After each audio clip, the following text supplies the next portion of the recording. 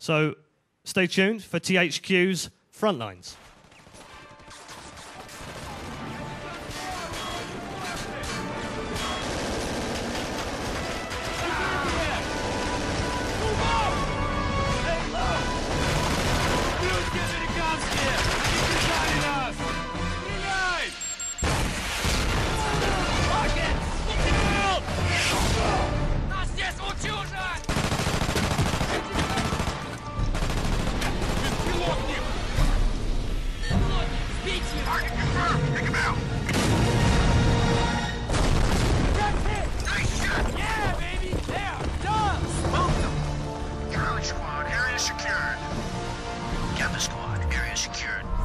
Greetings, hello.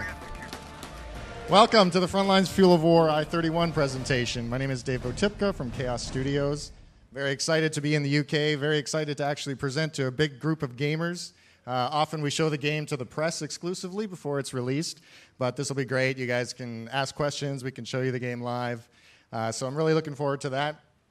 So let's get right to it. When people hear about a new IP, they often ask things like, what's it all about? How is it different, and why am I going to want to play it?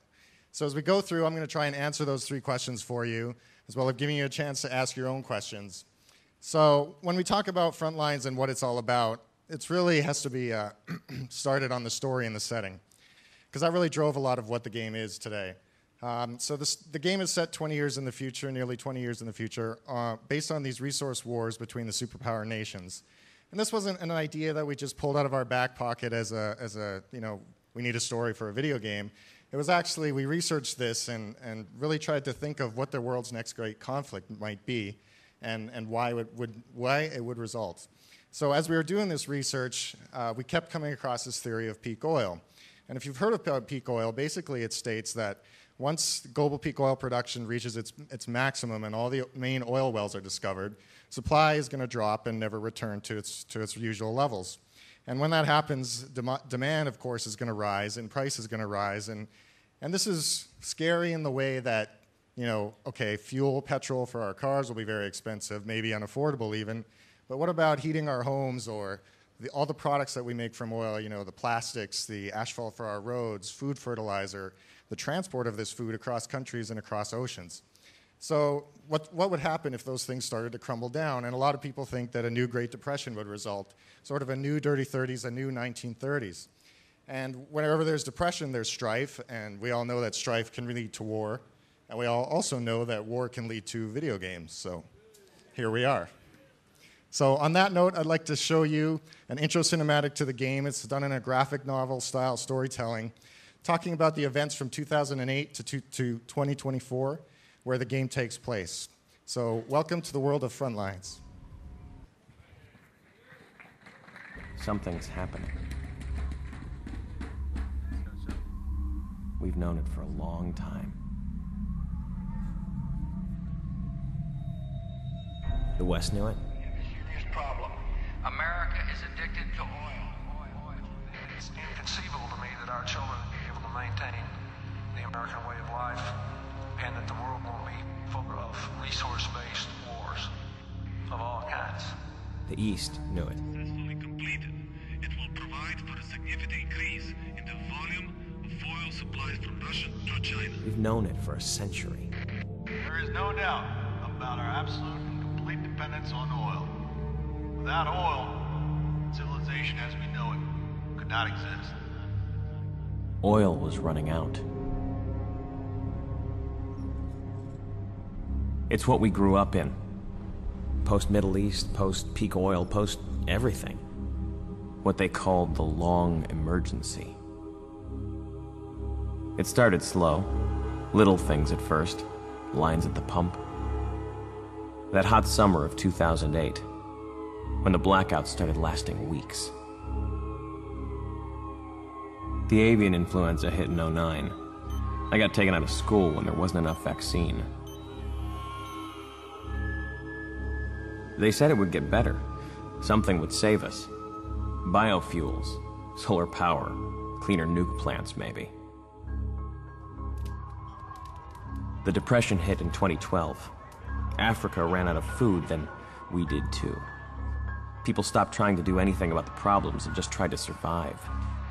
We'd watched them starve for 40 years and it didn't seem real. But pretty soon the scenes we used to watch on the news were happening just down the street. It's been happening for years. Now we're at the tipping point.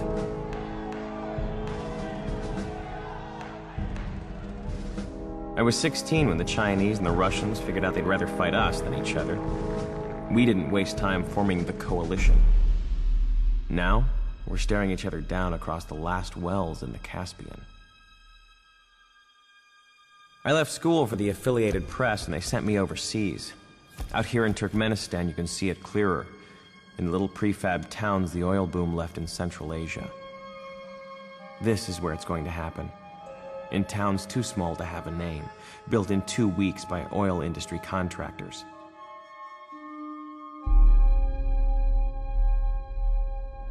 It's 2024, the 21st century. People ask me how we let this happen. I tell them, we always knew. The storm is coming.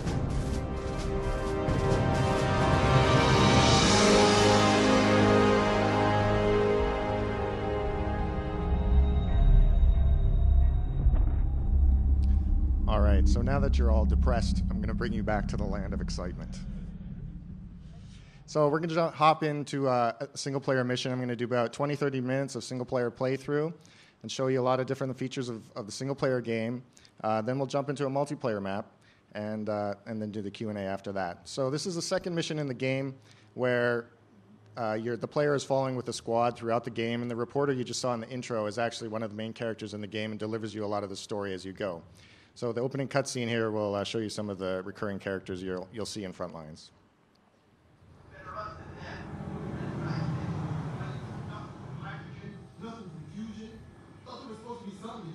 Right, bitch. All I know is that shit didn't pan out. Now my family has to eat from a bread line.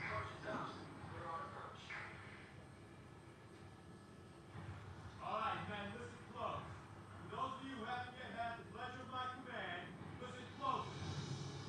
Straight dogs are the things of shit, mate.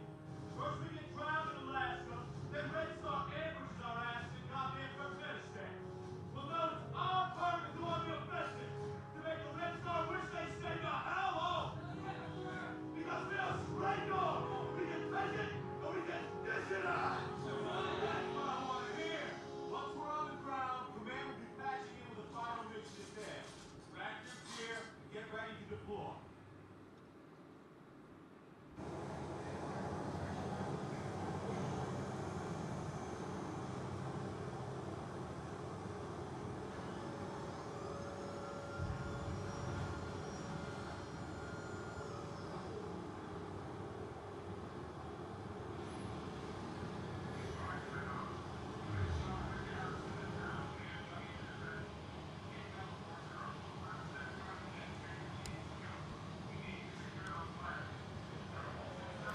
All right, I knew that was going to get comments.